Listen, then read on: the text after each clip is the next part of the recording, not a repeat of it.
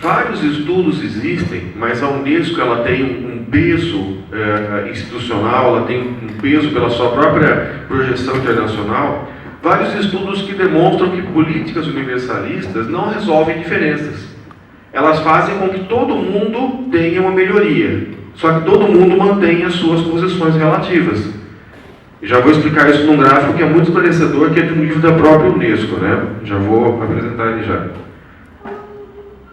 A própria reivindicação do movimento negro, quer dizer, eu não posso imaginar que as cotas foram um presente, uma concessão do governo, uma concessão do Supremo Tribunal, um presente das universidades, né? Na verdade, você tem muito tempo de luta, de elaboração, de acúmulo de conhecimento por parte do movimento negro, para que pudesse constituir essa proposta e funcionar como um grupo de pressão sobre o governo para que essas políticas tivessem algum espaço. E, lógico, né, o fato de que as universidades puderam tomar a dianteira nesse processo. Agora nós temos uma legislação para as federais, que estabelece qual que é a porcentagem, qual que é a cota, etc. Né, a coisa veio, pode-se dizer, aí um pouco de cima para baixo. Mas antes disso, né, isso é muito recente, dessa década agora, antes disso, nós tivemos aí a autonomia universitária como fundamento jurídico para que as universidades pudessem propor qual modelo, né, que elas queriam assumir para conseguir fazer essa democratização do acesso ao ensino superior. Boa parte dos confrontos jurídicos que nós tivemos no começo da política de cotas, eles eram resolvidos por essa lógica. As pessoas que se diziam prejudicadas por causa das cotas, né, gente que tinha pontuação maior do que um cotista que acabava efetivamente entrando e ficando com a vaga, acabava sendo respondida pelo judiciário por essa perspectiva, ou seja, como a universidade pode estabelecer o seu próprio estatuto, né, ela pode estabelecer as suas formas de seleção dos alunos, ela tem autonomia para isso, né, nesse princípio constitucional. Então, se garantia que a universidade poderia manter quem ela havia selecionado, não ser obrigada a rever a colocação. Esse gráfico eu acho que é muito explicativo, né? Ele está meio, a resolução está um pouco baixa, mas dá para entender. Esse gráfico, ele é o número médio de anos de estudo ou de educação por dois recortes, né, dos dados. A linha vermelha é o número médio de anos de escolaridade dos brancos ou dos não negros entre 1929 e 1989. E a linha azul, né, é o número médio de anos de escolaridade dos negros entre 1929 e 1989. O que esse gráfico diz para a gente? Até hoje nós não tivemos políticas afirmativas. Até 89, pelo menos, a gente não tinha política afirmativa. Então, o que esse dado mostra? Que eu tenho uma política universalista, quer dizer, que trata todo mundo igual, e ela faz o quê? Ela faz com que todo mundo tenha um crescimento no número médio de anos de estudo ao longo do tempo. Então, vocês percebem que a curva ela é ascendente. A política universalista permite que eu tenha um avanço, um desenvolvimento, uma melhoria geral de um dado, né? Aí a gente está pegando um dado só da qualidade da educação, poderíamos pegar outros também. O outro fator que está revelado aí, que é muito interessante, é que enquanto eu tratar os desiguais de forma igual, eu vou manter a desigualdade. Ou seja, a curva do número médio de anos de estudo dos negros, ela é a mesma curva que a dos não negros, só que ela está abaixo. Ou seja, o número médio de anos de estudo do negro, ele sobe na mesma proporção que o não negro, só que ele sempre está abaixo, ou seja, a diferença não muda. Em todo mundo melhora, mas a diferença não muda. Existe alguma avaliação, eu infelizmente não sei dizer para vocês qual é a referência, eu teria que procurar um pouco melhor, mas ela mostra que essa evolução, ela na verdade tem um pequeno índice de aproximação das curvas. Ou seja, em algum momento, se a gente continuar com esse fator do desenho dessas curvas, em algum momento elas vão se cruzar.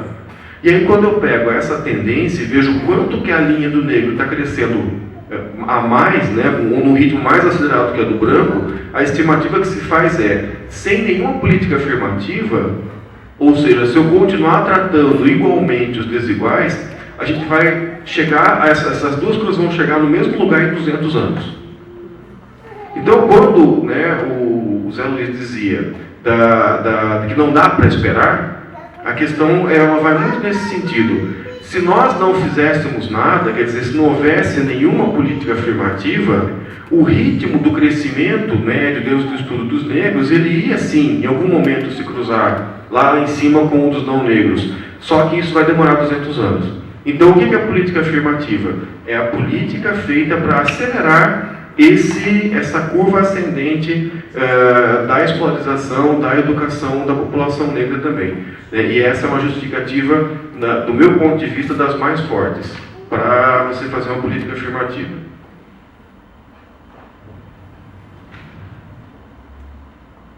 O que se espera como resultado dessas políticas afirmativas? Isso a gente não conseguiu avaliar. Quando a gente vai trabalhar com a ideia de que em 8 anos nós tivemos uma política afirmativa no IPG, isso não foi suficiente ainda para que a gente pudesse verificar uma boa parte desses resultados que se espera das cotas. Primeiro, que nós tivéssemos uma maior presença negra na universidade, ou seja, que a porcentagem de negros na população se aproximasse da porcentagem de negros na universidade. Então, é interessante a gente pensar assim, quem é negro? O negro, segundo a leitura do próprio movimento negro, que tem sido a leitura do poder público de uma forma geral, ele não é só aquela porcentagem da população que na hora que vai responder ao IBGE, responde, eu sou preto, porque o IBGE vai por cor, né? E faz essa avaliação.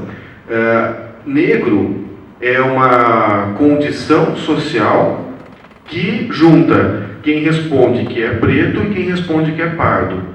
Então, dessa perspectiva, né, dessa construção de um conceito social e não só de um conceito estatístico de raça, até porque a pessoa que é mestiça, né, a pessoa que é chamada aí, incorretamente de mulato, ela sofre a discriminação. Alguma pessoa pode dizer assim, tá, mas ela é tanto descendente de branco quanto descendente de negro. Sim, mas o que é mais importante para que ela seja discriminada é o fato de ela ser descendente de negro.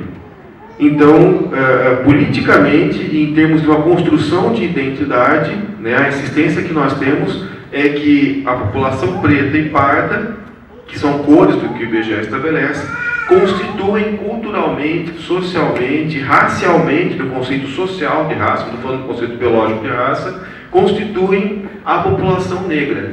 Então, a população negra em Ponta Grossa, nos Campos Gerais e no Paraná, ela gira em torno de 20%. O desafio que a política de cotas teria é que as pessoas que se declaram, né, ou se reconhecem como pretas ou pardas, que elas chegassem a aproximadamente 20% das pessoas, dos estudantes da universidade. Isso seria um primeiro grande objetivo, né, para a gente pensar. Estou dizendo aqui no caso da UEPG, porque é o nosso exemplo imediato, mas aí para cada região do país a gente teria uma coisa um pouco diferente. Salvador, por exemplo, a Universidade Federal da Bahia tem o desafio de chegar a 50% dos seus alunos pretos e pardos. Me parece que ela também não conseguiu ainda. Era um absurdo a pequena quantidade de negros que você tinha na Universidade Federal da Bahia.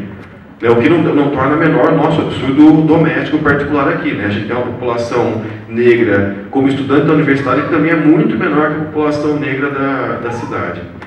Cabe uma coisa aqui de caráter histórico e sociológico. A nossa cultura foi formada, principalmente depois de Gilberto Freire, toda uma tendência do Estado Novo, por um conceito que a gente chama de democracia racial. Ou seja, se incutiu no nosso povo a ideia de que nós não temos racismo e que está havendo uma miscigenação na qual os negros vão desaparecendo. E aí as pessoas dizem assim, no Paraná a gente não encontra negro. Onde é que estão os negros do Paraná? É uma questão de visibilidade e de identificação. Se você está disposto a olhar todas as pessoas, né, como brancas ou mais morenas, moreninhas, escuras, etc., você não vai encontrar negro nunca. Mas eu lembro que eu fui convidado há pouco tempo para uma reunião, eu estava até comentando com o pessoal do Instituto. A gente estava esperando, eu estava esperando para começar uma reunião no Instituto e não vi que o Zé Luiz já estava lá dentro da sede. E aí eu passando pessoas, eu falava assim, quem será que vem abrir a sede? Parecia que estava fechada, né? E eu ficava olhando, e falava assim, agora acho que esse casal que está vindo aqui. Não, essa senhora, porque ela é negra. Não, está vindo aqui aquelas duas são negras, né? Acho que elas estão vindo abrir. Sem brincadeira, eu fiquei 10 minutos, em 10 minutos eu vi 15 pessoas negras. A gente não enxerga, a gente não vê. Se você não quer ver, você não enxerga, porque você vai dizer, não, são morenas, né, são escurinhas, são qualquer coisa que essa nossa ideologia da democracia racial apresenta, para que a gente não veja as pessoas a partir da sua própria origem. Se nós brancos não vemos, né, isso também é muito forte.